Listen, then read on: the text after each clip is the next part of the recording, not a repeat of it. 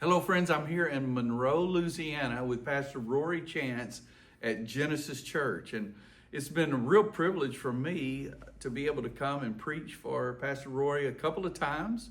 I was here back in the fall of 25 and February now of 26 is when we're filming this. And man, just amazing to see what God is doing. I think from the time I was here in the fall till now, they've added about another 100 people. Vibrant worship, great leaders, and they're just doing an amazing job. And I'm so thankful we have a little bit of time to talk today. Yeah. I'd like to start out, why don't you just talk about why Genesis and how God called you? And Absolutely, man. Absolutely. So we're a few months away from our third birthday, and April 30th will be our third birthday as a church. Wow. And so we're super excited at what God's done. And I know you'd asked me about why Genesis. And so we had such an interesting story about that because we had the vision before we had the name for the church. And, we wanted an Acts 2:42 church, not just a Sunday church, but a church that lives in community, prays together, breaks bread together. And so, we were going through all these different names, Acts Church and, all the city churches and all the things, and we were at a kid's birthday party, and this lady says, "Well, it sounds like, the beginning of the church, like the beginning is what you guys are trying to get back to." And I was like, "Well, absolutely." And so she suggested, just out of the blue, this is a lady who's attended our church one time. She says, "Well, what about Genesis?" And I was like, Genesis. And so we ended up naming the church Genesis Church because the idea is to get back to early Christianity before tradition spoiled it, to a place where it wasn't just about a building, it was about a community of people and about discipling others. And so it's been incredible. A lot of people come to our church and they think that all we're going to preach on is creation. But it really is about kind of harnessing that early church feeling where it was different cultures coming together, different people, and living in community. And I love that because it's played out in the services that I've been to. A lot of talk about community, what they're doing in the community. Just here today, they were talking about the ice storm they had a couple of weeks ago and how they helped people through that. And man, that's beautiful. Love it. Love being here. What are some of the things that have really worked for you as far as building a church and attracting people? I think the biggest thing for us has been one is just being known in the community. So we started running social media ads a few years ago, and so we divert a good amount of money each month to that. And as a church plant, for us it was invaluable because when people are looking for a church to try out, they're just not going to find you. No one looks at the yellow pages anymore, right? Right. There's just not a place. It's hard to be found. And so we started paying for ads, and that got a lot of people's attention. And so the other part of that is we really have focused on trying to have impacting Sundays. Like we put a lot of emphasis, energy, development into our worship team, our service host team, just to try to always have a great impact on our Sunday. And so a big piece of our growth in this last year, I was finally able to go full time with the church last year.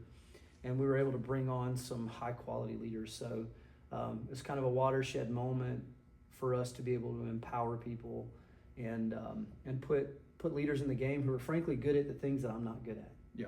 And so a lot of our growth, I think, can be attributed to just very talented, incredible people that God has dropped in here that we didn't develop, that were spiritually mature. And so God has just He answered the prayer and sent help because we needed it. Well, that's beautiful. Well, I know that just today and the last time I was here, I met some high capacity leaders. I met people that have their own ministries. And, when a church starts attracting people like that, it's just such a blessing. Absolutely. And just love that. Love thinking about what God is going to do here. Now, with everybody, there's always the challenges. That's right. And can you just kind of talk us through maybe one of the challenging moments for you guys? Yeah, absolutely. So, I was talking to a friend a few weeks ago, and it hit home with me I actually mentioned this in service today, but and talking about our teams, but I was telling him how we were struggling. We were struggling with teams and rebuilding out systems, and he stopped me and he said, "Man, growth breaks systems, and so broken systems are a blessing because it means that God has sent you a net breaking experience." And so we were talking about that, and it really just hit home with me that probably our biggest challenge has been not getting in the way of. We've had a lot of people coming through, and just developing the systems to be able to disciple them. Like the last thing that we want to do is become a church where people just show up on a weekend, never really make connections, because we know that in the long term it won't develop them. It really doesn't grow the church. We'll just cycle through people. Right.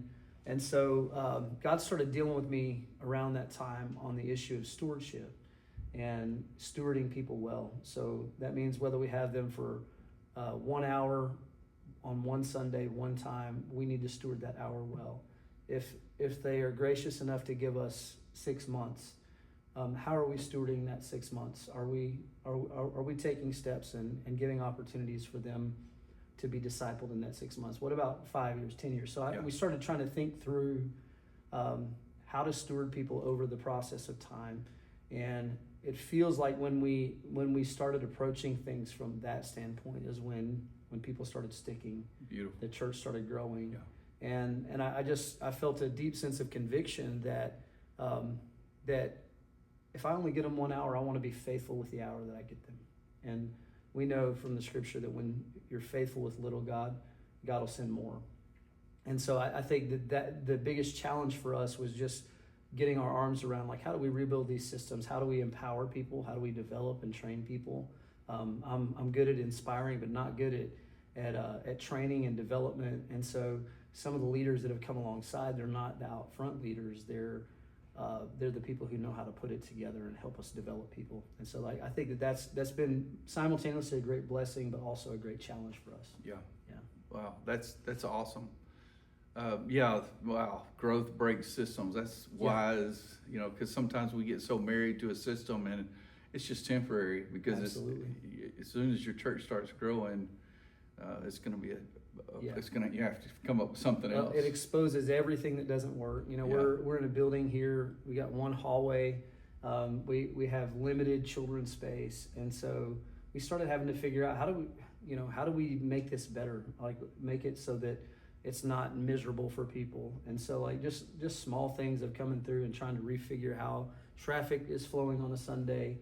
And it's a blessing to have a crowded hallway where we have to tell people to move it along because everybody's stuck in the building if they don't. And so it's been fun. Well, I'll say this: walking in the 2 times I've been here, just such a warm feeling. You got a great team, and you've done a great job with this space. For however long you're here, and whatever God has for you, this space is really, I think, very incredible. Great feeling. So let's just talk a little bit about the process of starting a church. It just seems a little daunting. And I know you prayed about it and spent a lot of time really walking through the process of what you were going to do. What kind of advice would you give to another guy out there that was, okay, I'm fixing to start this? Yeah, I think if I could go back again, I think more mentorship, more wise counsel, more connection with people who've done it before. So for us, we went through ARC Launch, which is a 2-day church planning intensive. And so we literally took the book home, Jocelyn and I, and as we were planning our interest socials and the things that lead up to launch, we're reading every line item in the book, like it's the Constitution, making sure that we didn't miss anything and that we're doing it exact. I was calling friends who had gone through ARC and saying, hey, what do they mean by this? Because there's not enough details for me. I need the whole game plan. Yeah. And so just having those voices and those people, we had planted a church before in Flagstaff, Arizona. My wife and I, our 2 children, we did everything. It was us. We were the church planning team, and I wouldn't call it a success. I'll just put it. There's never a failure when you change lives, but I wouldn't call it the success or the vision that we were looking for. And so building that initial team was so big for us. Instead of just going and having a church of 15, it started with, I think, about 12 people. You know, some people would just plant their flag and say, we're a church now. Yeah. We intentionally built a team, and it's different to have 50 or 60 people in the room who say we're a team than 50 or 60 people who say we're a church and they come to be ministered to and not to minister. And so I think for us, and for any church planner out there, that's the mistake, is starting too early before you have the team. And so I think the reason we've grown over the last few years is because it just doesn't rest on top level leadership at our church. Is we have a lot of quality leaders that carry genuine weight. And there's a lot of things that I'm not even fully aware of that are happening. And like, that's the only way for a thing to be exponential, is if it's beyond my hands. Absolutely. That's so good. Yeah. Yeah. So I want to ask you two more questions. The first one is, what is the most effective ministry, or where do you feel like God is really pouring into you here at Genesis at this time? There's several that come to mind. One is retreat ministries. Now, it's only a few times a year, but both our men and women, we've tried very hard to get them into the retreat ministries. And if you're familiar with what I'm talking about, they're based on the Acts model, but it's an intensive weekend that really just brings people to a decision point of I'm going to be a disciple or not. And so it's been huge to have I think we've had 60 or 70 men and women go through that. And when you have 60 or 70 committed disciples, they just change the dynamic of the church. Absolutely. So it's been big for us. We're having our first men's retreat in May.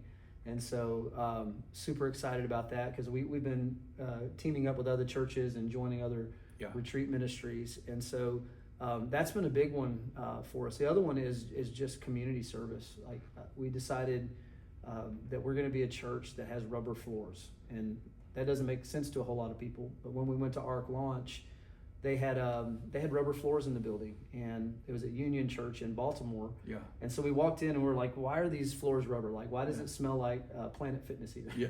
And so when we walked in, we were talking with another couple. Well, then they started the conference, and the first thing Pastor Jimmy Rollins got up and he said, I bet you're wondering why the floors are rubber. And he began to tell this story about how being in inner city Baltimore, they had some boys that wanted to practice track. And so they came and asked if they could run in the church because they had a big building. And so they started moving chairs out of the way, making room for these kids to practice after church on Sundays. And eventually they kept adding more kids. And so finally they tore the carpet out and put rubber floors in. Wow.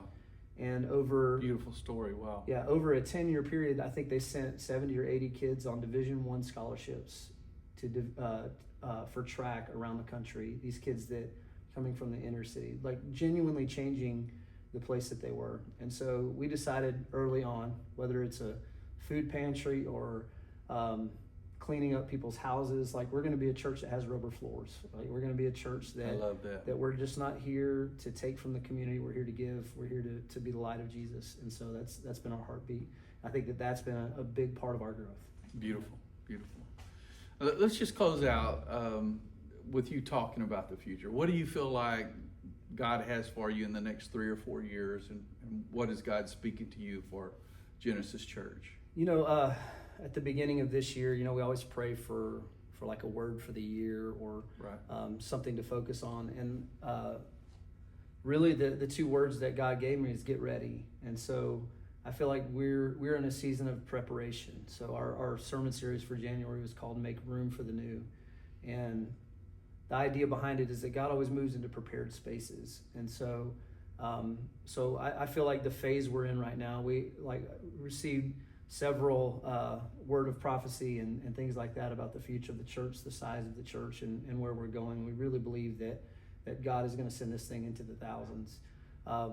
But our heartbeat is to make room, to make space, to make preparation in our faith, renewing focus on prayer, fasting, gifts of the Spirit. It's like really just making room for God to be God. And so it's changed how we're developing leaders. We're trying to think, because our systems have been broken. Yeah. And the frustration that comes along with that, we've really been trying to think through every ministry is what would happen if it tripled overnight, and could we handle it?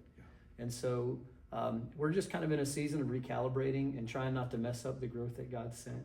And but we're excited, and I think the important thing is that it's so much bigger than me. It's so much bigger than just Jocelyn and I, and the people here are excited because they're making a genuine impact, and we get a lot of the credit, but a lot of the groundwork has come from just God ordained, high quality people that have plugged in and become a part of what we're doing here. Man, it's beautiful. I love it. Yeah. I'm thankful that you have that vision for what God is going to do next, because I do believe that God is going to do some great things here. And really appreciate you spending this time with me. Look, if you're in the Monroe area and you don't have a church, you need to come and find Genesis Church. You can find them at genesischurch.la. That's right. And what is your address here? The address is 1162 Oliver Road, Suite 9. And so if you're from the area, we're across the parking lot from Catfish Charlie's. Which we ate lunch there today. We ate lunch there today, so everybody knows where the catfish is. Yeah, good catfish, by the way. Yeah, that's right. Okay, thank you so much. Thank you for joining us Pastor today, Rory. and man, really excited about the future. Yes, sir. Same. Amen. God bless you.